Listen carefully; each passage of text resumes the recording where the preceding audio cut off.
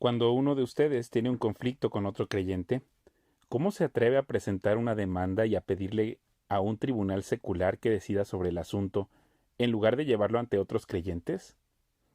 ¿No se dan cuenta de que algún día nosotros los creyentes juzgaremos al mundo? Y dado que ustedes van a juzgar al mundo, ¿no son capaces de resolver esas pequeñas cuestiones entre ustedes? ¿No se dan cuenta de que juzgaremos a los ángeles? Así que deberían ser capaces de resolver los conflictos comunes y corrientes que ocurren en esta vida. Si tienen conflictos legales acerca de tales asuntos, ¿por qué acuden a jueces que son de afuera y no son respetados por la Iglesia? Digo esto para que se avergüencen.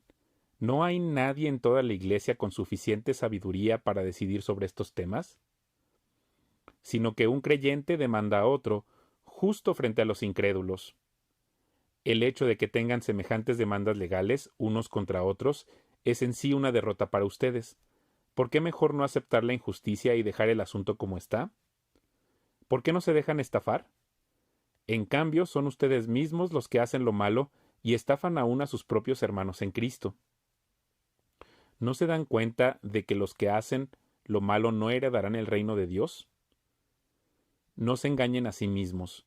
Los que se entregan al pecado sexual, o rinden culto a ídolos, o cometen adulterio, o son prostitutos, o practican la homosexualidad, o son ladrones, o avaros, o borrachos, o insultan o estafan a la gente, ninguno de esos heredará el reino de Dios. Algunos de ustedes antes eran así, pero fueron limpiados, fueron hechos santos, fueron hechos justos ante Dios al invocar el nombre del Señor Jesucristo y por el Espíritu de nuestro Dios. Ustedes dicen, se me permite hacer cualquier cosa, pero no todo les conviene. Y aunque se me permite hacer cualquier cosa, no debo volverme esclavo de nada. Ustedes dicen, la comida se hizo para el estómago y el estómago para la comida. Eso es cierto, aunque un día Dios acabará con ambas cosas. Pero ustedes no pueden decir que nuestro cuerpo fue creado para la inmoralidad sexual. Fue creado para el Señor, y al Señor le importa nuestro cuerpo. Y Dios nos levantará de los muertos con su poder, tal como levantó de los muertos a nuestro Señor. ¿No se dan cuenta de que sus cuerpos en realidad son miembros de Cristo? ¿Acaso un hombre debería tomar su cuerpo, que es parte de Cristo, y unirlo a una prostituta? Jamás. ¿Y no se dan cuenta de que si un hombre se une a una prostituta se hace un solo cuerpo con ella? Pues las Escrituras dicen, los dos se convierten en uno solo. Pero la persona que se une al Señor es un solo espíritu con Él. Huyan del pecado sexual. Ningún otro pecado afecta tanto el cuerpo como este, porque la inmoralidad sexual es un pecado contra el propio cuerpo. ¿No se dan cuenta de que su cuerpo es el templo del Espíritu Santo, quien vive en ustedes y les fue dado por Dios? Ustedes no se pertenecen a sí mismos, porque Dios los compró a un alto precio. Por lo tanto, honren a Dios con su cuerpo. Ahora, en cuanto a las preguntas que me hicieron en su carta, es cierto que es bueno abstenerse de tener relaciones sexuales. Sin embargo, dado que hay tanta inmoralidad sexual, cada hombre debería tener su propia esposa, y cada mujer su propio marido. El esposo debe satisfacer las necesidades sexuales de su esposa, y la esposa debe satisfacer las necesidades sexuales de su marido. La esposa le da la autoridad sobre su cuerpo a su marido, y el esposo le da la autoridad sobre su cuerpo a su esposa. No se priven el uno al otro de tener relaciones sexuales, a menos que los dos estén de acuerdo en abstenerse de la intimidad sexual por un tiempo limitado para entregarse más de lleno a la oración. Después deberán volverse a juntar, a fin de que Satanás no pueda tentarlos por la falta de control propio. Eso les digo a modo de concesión, no como un mandato. Sin embargo, quisiera que todos fueran solteros igual que yo. Pero cada uno tiene su don específico de Dios, unos de una clase y otros de otra. Así que les digo a los solteros y a las viudas, es mejor quedarse sin casar, tal como yo. Pero si no pueden controlarse, entonces deberían casarse. Es mejor casarse que arder de pasión. No obstante, para los que ya están casados, tengo un mandato que no proviene de mí, sino del Señor.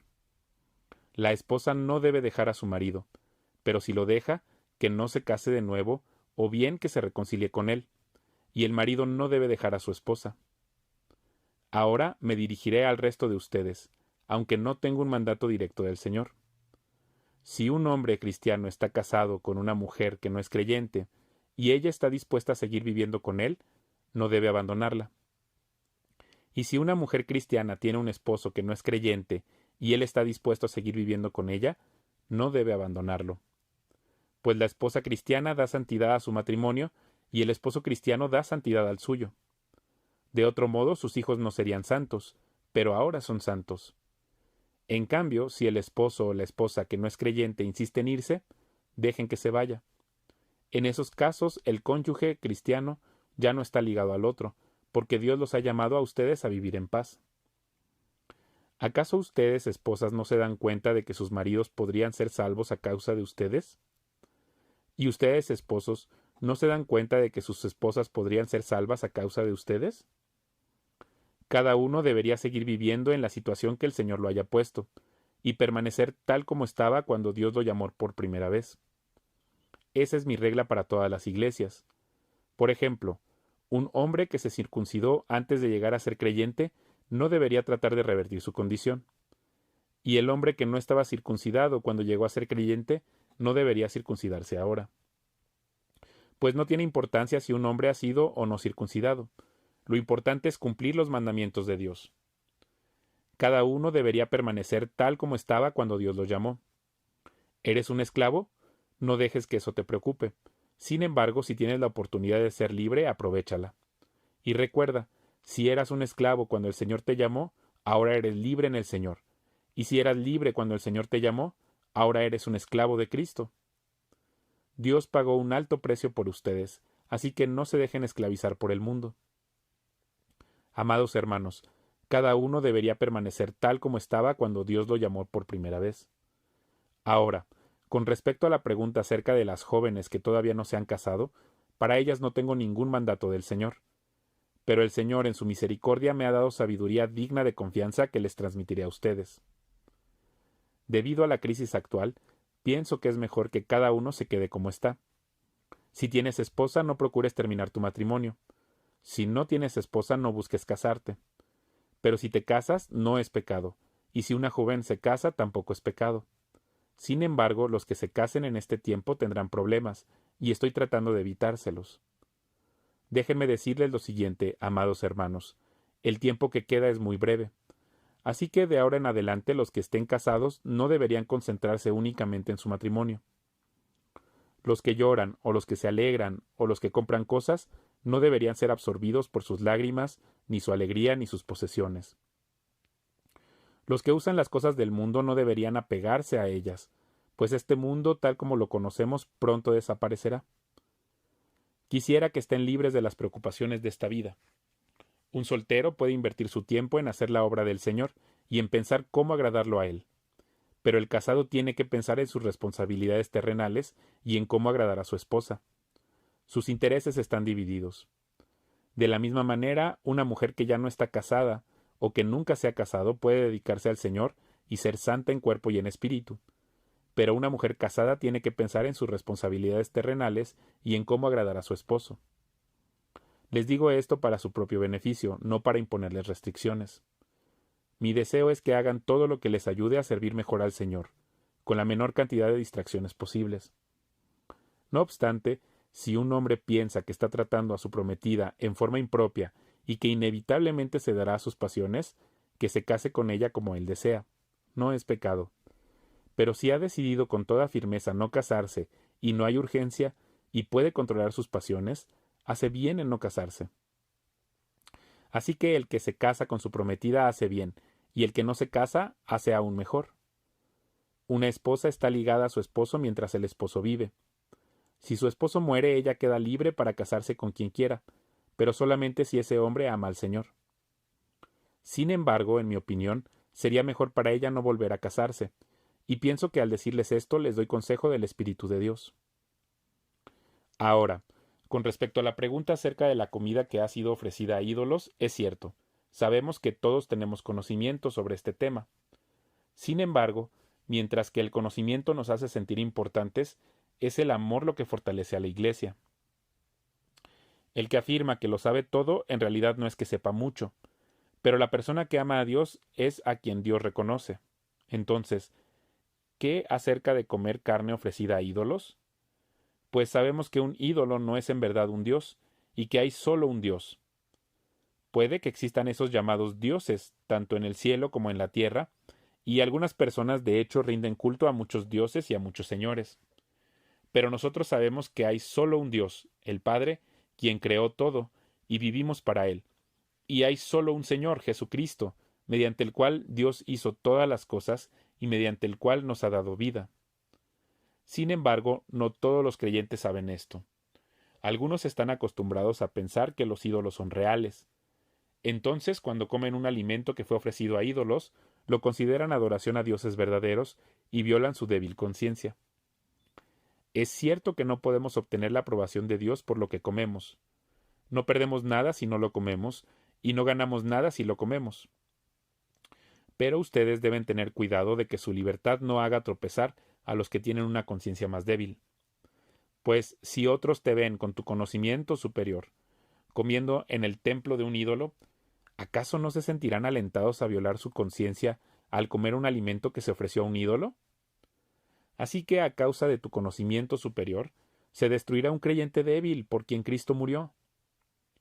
Cuando ustedes pecan contra otros creyentes al alentarlos a hacer algo que para ellos está mal, pecan contra Cristo. Por lo tanto, si lo que como hace que otro creyente peque, nunca más comeré carne mientras viva, porque no quiero hacer que otro creyente tropiece. ¿Acaso no soy tan libre como cualquier otro? ¿No soy apóstol? ¿No he visto a Jesús nuestro Señor con mis propios ojos?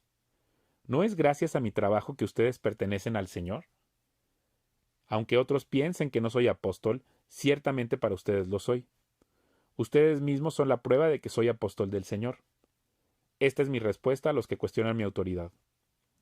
¿Acaso no tenemos derecho de hospedarnos con ustedes y compartir sus comidas? ¿No tenemos derecho a llevar con nosotros a una esposa cristiana como lo hacen los demás apóstoles y los hermanos del Señor y como lo hace Pedro? ¿O Bernabé y yo somos los únicos que tenemos que trabajar para sostenernos? ¿Qué soldado tiene que pagar sus propios gastos? ¿Qué agricultor planta un viñedo y no tiene derecho a comer de su fruto? ¿A qué pastor que cuida de su rebaño de ovejas no se le permite beber un poco de la leche? ¿Expreso meramente una opinión humana o dice la ley lo mismo? Porque la ley de Moisés dice, no le pongas bozal al buey para impedirle que coma mientras trilla el grano. ¿Acaso pensaba Dios únicamente en bueyes cuando dijo eso? ¿No nos hablaba a nosotros en realidad? Claro que sí, se escribió para nosotros, a fin de que tanto el que ara como el que trilla el grano puedan esperar una porción de la cosecha. Ya que hemos plantado la semilla espiritual entre ustedes, ¿no tenemos derecho a cosechar el alimento y la bebida material? Si ustedes sostienen a otros que les predican, ¿no deberíamos tener nosotros aún mayor derecho a que nos sostengan? Pero nunca nos hemos valido de ese derecho. Preferiríamos soportar cualquier cosa antes que ser un obstáculo a la buena noticia acerca de Cristo. ¿No se dan cuenta de que los que trabajan en el templo obtienen sus alimentos de las ofrendas que se llevan al templo? Y los que sirven en el altar reciben una porción de lo que se ofrece como sacrificio. Del mismo modo, el Señor ordenó que los que predican la buena noticia sean sostenidos por los que reciben el beneficio del mensaje. Sin embargo, yo jamás me he valido de ninguno de esos derechos, y no escribo esto para sugerir que es mi deseo comenzar a hacerlo ahora. De hecho, preferiría morir antes que perder mi derecho a jactarme de predicar sin cobrar. Sin embargo, predicar la buena noticia no es algo de lo que pueda jactarme. Estoy obligado por Dios a hacerlo. Qué terrible sería para mí si no predicara la buena noticia.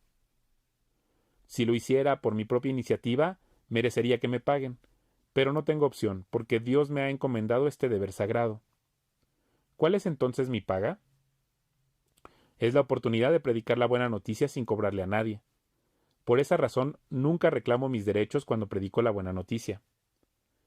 A pesar de que soy un hombre libre y sin amo, me he hecho esclavo de todos para llevar a muchos a Cristo. Cuando estaba con los judíos, vivía como un judío para llevar a los judíos a Cristo. Cuando estaba con los que siguen la ley judía, yo también vivía bajo esa ley. A pesar de que no estoy sujeto a la ley, me sujetaba a ella para poder llevar a Cristo a los que están bajo la ley. Cuando estoy con los gentiles, quienes no siguen la ley judía, Yo también vivo independiente de esa ley para poder llevarlos a Cristo. Pero no ignoro la ley de Dios, obedezco la ley de Cristo. Cuando estoy con los que son débiles, me hago débil con ellos, porque deseo llevar a los débiles a Cristo. Sí, con todos trato de encontrar algo que tengamos en común y hago todo lo posible para salvar a algunos. Hago lo que sea para difundir la buena noticia y participar de sus bendiciones. ¿No se dan cuenta de que en una carrera todos corren, pero solo una persona se lleva el premio? Así que corran para ganar. Todos los atletas se entrenan con disciplina. Lo hacen para ganar un premio que se desvanecerá, pero nosotros lo hacemos por un premio eterno. Por eso yo corro cada paso con propósito, no solo doy golpes al aire. Disciplino mi cuerpo como lo hace un atleta, lo entreno para que haga lo que debe hacer. De lo contrario, temo que, después de predicarles a otros, yo mismo quede descalificado.